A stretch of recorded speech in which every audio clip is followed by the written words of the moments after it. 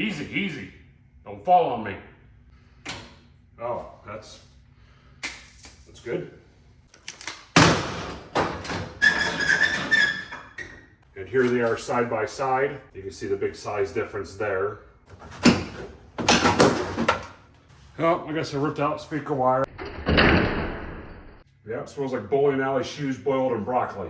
What is going on, YouTube? Welcome back to the channel. In this week's episode, what I'm gonna do is probably at the end of the episode, I ended up ordering some new airbags for my car. Those ones I had, for some reason, I did not look at the working height on those. Those did not lift up the car high enough to a comfortable height where I want it. Airlift airbags, I ended up going that route for this car because I wanna make sure it's done right. So I'll do that in the end of the episode. In this episode, what I'm gonna do is start getting back on track on the Riviera now that we got the new lighting up. That is a huge, huge upgrade, and hopefully the content is better because of that. So what we're gonna do in this one is get the car back in the original location where it was at. I'm gonna start tearing apart the engine bay because I want to take the engine and trans out of the S10 eventually and start doing some test fits on that because I'm gonna end up LSing this thing. Not very common for these Rivieras because of the steering issue. As of right now, let's get this car back maneuvered. I'm gonna clean up the shop a little bit. I need some room because we're gonna start really heavily tearing into this car. Hopefully getting this car back on the road, at least by the springtime. I wanna start chipping away at this thing pretty heavily, but let's get the car moved over, let's get some room in the shop, and let's start digging into it.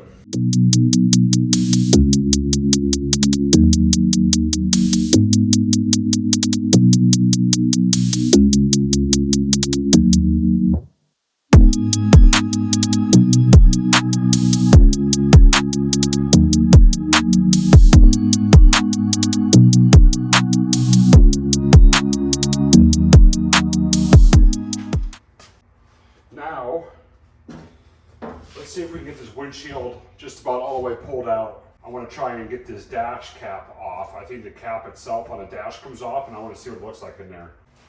One thing I need to do is push this car back.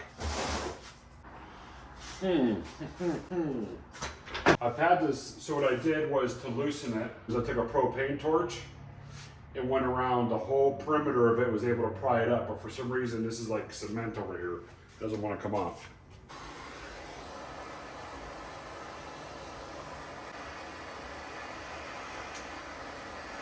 Okay. Hear the glass creaking and cracking. There it goes. It pops. It let go.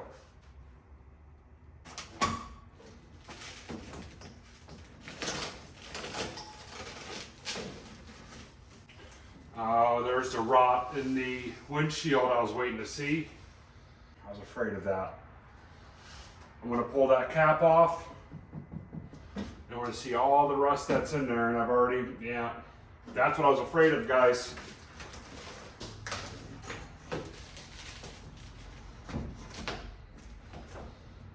These X-frame cars were not good for rust. They were not known for being rust-free. I'd say I'm willing to part with this blanket right here, because this windshield is going in this blanket and never coming out. We'll get this car right, we'll get this car down. I just want to get all the patches done and get this about right here. All that is just going to absolutely make your life devastatingly terrible.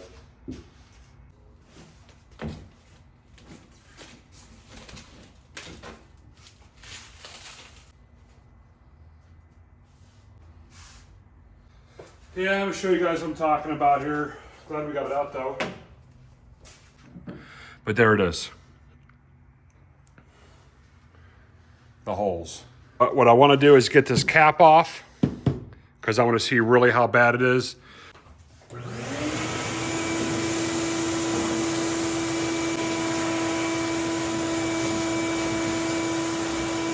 Well, unfortunately that was worse than I thought, but you know what, we already kind of knew this thing was a rust heap anyway. Why not just add to the list? What can you do? Well, all you can do is just fix it and move on and keep patching one thing after another. Sorry for the dim lighting in here, but you're not going to be in here for long anyway, so we'll just... Are these factory?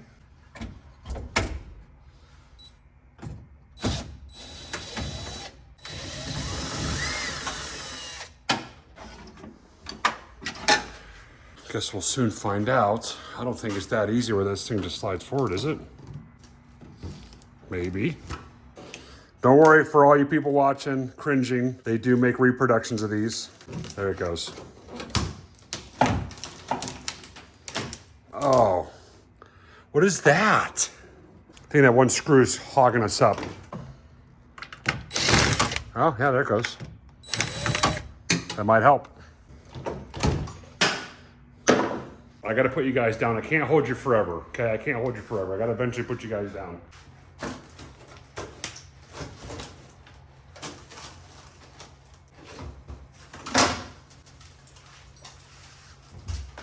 Oh, I guess I ripped out speaker wire. I'm not too worried about that. It's just a speaker. Take their vacuum, clean this up again.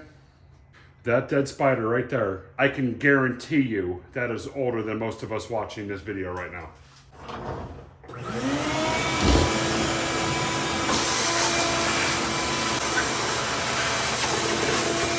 What we'll do is we'll probably end up cutting it right here and just redoing it all. Let me show you some more of it. We're gonna remove all this metal and we're just gonna re-add it to it. That'll give us nice clean metal to work with. But all this is gonna get fully replaced. The nice part is all this is hidden under that dash cap, so we don't need to make it perfectly the same width as that. We can either have it more or less. That's it for today, guys. I think that's a good stopping point. I reached out to a couple Riviera groups, getting me some replacement parts for this car. It sounds like a lot of guys are actually coming through. One guy out in Salt Lake City has a bunch of these cars. He's partying out, so I might have to take a trip out there at some point. But as of right now, stupid fly. As of right now, let's start getting the engine bay torn out, because eventually, like I said earlier, I'm gonna shove that 5.3 in here. So let's start working on that now. I wanna get all this torn out. The only thing I'm gonna keep here is the power steering pump. I wanna keep that connected to the steering box. I wanna get all that removed. See what kind of process it's gonna be and see if I can just knock out everything on another video. I'm running out of time this week, so I at least wanna get you guys something. Let's start taking this stuff off. Let's start with this guy. Big old Frigidaire unit that weighs 1,000,000 pounds. I do wanna run a vintage air system in here. Freaking fly, get out of here, fly. The flies are getting to be real bad around here. Oh, freaks me out. Right tool for the right job.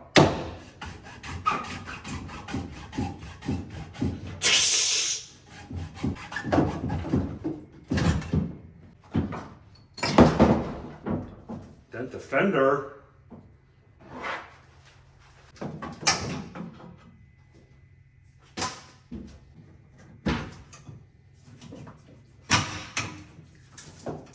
What? Is there coolant in here?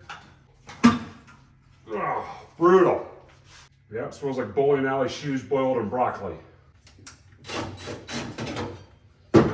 I'm guessing that's for heater control.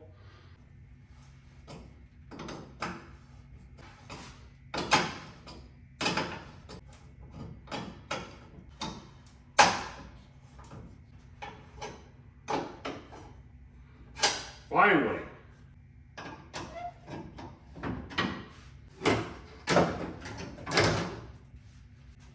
It's cool that this thing's a factory AC car from 1964, I guess.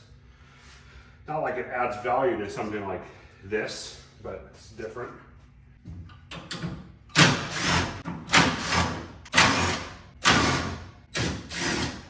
This factory?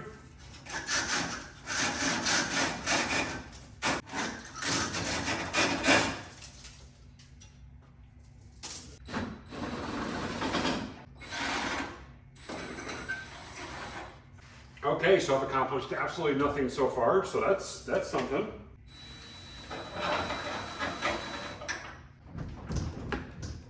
Easy, easy. Don't fall on me. Oh, that's good. Getting somewhere. This tab is sticking up.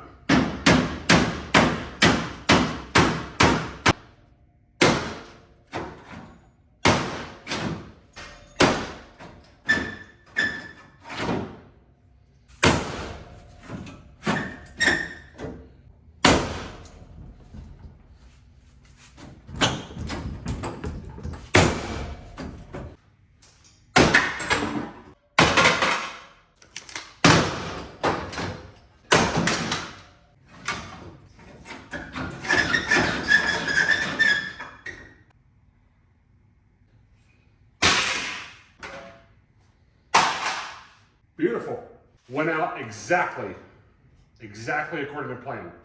There was nothing salvaging that condenser. 60 years old, it was over. I got a lot more light now. So as I've been editing for the past couple of days, I've noticed that the lighting under here has been pretty bad. So I went ahead and just took care of that. So I got 5 lights under here total. So let's keep diving into it. Let's get all that taken off and as much as we can tonight. And I think we're gonna call that one a wrap. Spray some of these down. There's one over there I can't see, but I think there might be. That one.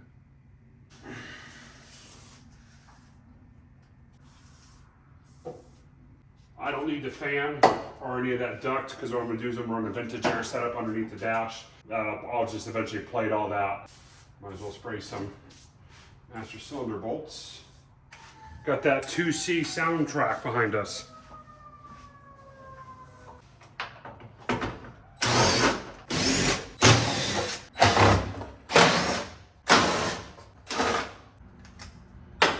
Undo these hose clamps for the heater port.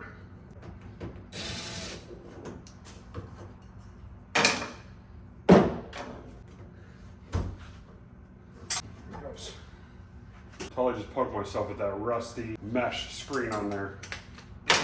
Likelihood of getting tetanus is pretty slim anyway.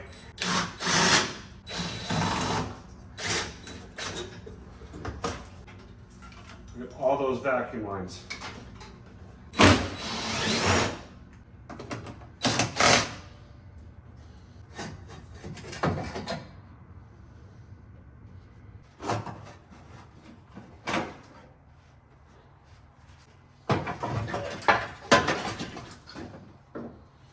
There's my heater core right there, right in the center. That freed up a lot of room behind the block.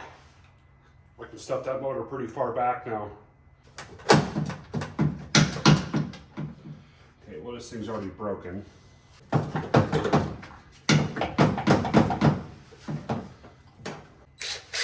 As every one of us can vouch, swivels work so good, don't they? It's already failed. It's literally just already failed. That is in a horrendous spot. Okay. There we go. I was not about to mess around with that. Let's be honest, it was already broken. Which eventually is gonna happen is once this heater core is removed, I'm just gonna make a giant plate to go across here. Box it all in. I want that as flush as possible. I think that's it though for the engine bay. It's getting pretty late. Let me run down with you guys on exactly what bags I'm running now, the ones I switched over from, and I'll kind of show you the measurement differences between each one and show you the working heights on each bag. So let me run through with you guys on that real fast. All right, step on my condenser here. Real fast, let's run over the bags that I was gonna run. These were the max speed 2500s. Now for the front, I'm running Dominator 2500s from Airlift, and for the rears, I'm using Airlift Dominator 2600s. So the reason why I went down this route was for pricing. I thought I could save a couple bucks just by using these ones, and I should have known just from the past that sometimes saving $1 or $2 is not the way to do it. Sometimes you're better off just spending the extra couple bucks and just getting a real thing. So I'm gonna show you the pros and cons of each one. I'm sure you can already read it right now. But for the max speed 2500s, from bottom to top at full extension, it's 6.9 inches. Fully collapsed is 2.5. So the big issue I was having was it's only 4.3 inches of working height. So fully extended, only 4.3 inches. And obviously if you got something bagged, that's clearly not enough. So instead of running these on the front, I'm running the Dominator 2500s by Airlift. I will show you what those look like, including the 2600s. For the Dominator 2500s, fully extended, it's 10.5 inches, which is substantially more than 6.9. Collapsed, it's a little bit more, or if you want to look at it the other way, it's a little bit less than the max speed. Max speed's only 2.5 inches, this is 2.8, but my overall working height is 7.7 inches. So that's 7.7 inches of lift in the front, which is a humongous difference, especially when you're on air ride. My goodness, that's over 3 inches more just in the front And in the rears, I don't have any pros and cons because I'm basing these two off of the 2500s from Max Speed and Airlift. This is its own animal. So for the rears, I'm running Airlift Dominator 2600s, fully extended, 12.5 inches, a little bit over a foot on that. Fully collapsed 2.8, that also matches the 2500s in the front. That's pretty nice. But it's an overall working height of 9.7 inches. So that's 9.7 inches of lift. That is a lot in the rear, but I'd rather have more than less, especially if I'm going to be running over something. It's nice to have that extra lift if I'm going down something or got to go over something. So that's what I'm running now, the Airlift 25s and the Airlift 26s, both Dominators, and I already sent those back. But yeah, let me show you what these guys look like. They're pretty similar to what these ones were. This is a little bit bigger. I believe the width on that is 5.7 inches. This one's 6 inches. That does not matter, especially the perch that they're going into. There's plenty of room to work there. The rears, I can really go as big as I want for a diameter. So the 26s will work out just fine. Let me show you what the Dominator 2500 looks like. That's it right there by Airlift. So this is the one that's gonna go in the front. Now the diameter is, like I said, a little bit bigger than this one, only by less than a ½ inch. And that's really not too bad for that. The pocket that this is sitting in has got plenty of room for that. I believe I'll probably even have a ½ inch all the way around when this is in there, if not more. So this is the Airlift Dominator 25. That's it right there. Now you can actually see the big difference when I have these two side by side, but let me show you the 26. There it is. There's the 2600. Both of these are ½ inch NPT on top, and I'm going to be running 3/8 airline for the car, so it should go up and down pretty much instantly. There's the bottom. There's the mounting holes for it. But yeah, that's it. That's the 2600. This one fully extended goes up to 12.5 inches, and that is quite a bit. So that's it. And here they are side by side. You can see the big size difference there. I don't know how the glare is with the lights, but that's it. So that's what those bags look like, guys. Hopefully that explains and answers a couple questions that some people have. The question of why I decided to run different airbags than ones I had originally. Obviously, it just had to do with working height. I mean, I could barely even go over a speed bump with that. Those are probably really good if you need helper bags in the rear for trucks or whatnot, but for air ride on a hot rod, not the way to do it. Honestly, if you're going to build a hot rod on bags or anything on bags, Airlift is the way to go. I should have just done that my first route because I'm running Airlift management and then I'm running Airlift airbags. You want the best of the best, especially when it comes to your suspension. You don't want to be driving down the road and be worried if you've got the wrong equipment under there. It's better to have the good stuff the first time. Don't skip on it. Don't be chintzy. I did, and I had to return it. But that's it, guys, for this episode. Hopefully you enjoyed it.